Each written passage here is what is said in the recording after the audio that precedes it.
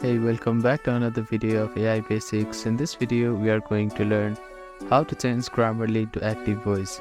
Changing your writing to active voice in Grammarly is not a direct feature, but you can use Grammarly's suggestion and some writing strategies to help you identify and revise passive voices into active ones. Here's how to do it. First, understanding active versus passive voice. In active voice, the subject performs the action, and in the passive voice, the subject receives the action.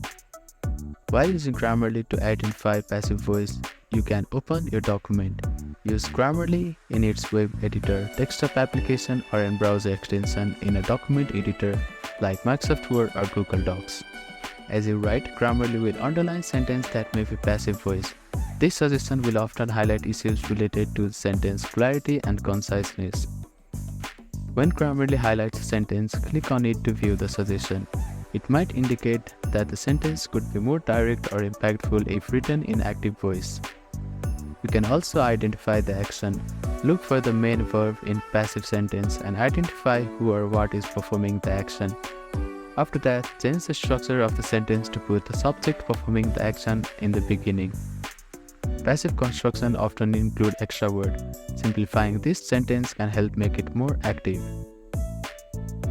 If you are using Grammarly Premium, you can set your tone and writing style preferences.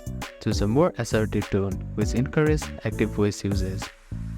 While Grammarly doesn't have a dedicated button to switch passive voice to active voice, its suggestions can guide you in identifying passive constructions. By understanding the difference between the two and actively revising your sentence, you can enhance your writing clarity and impact.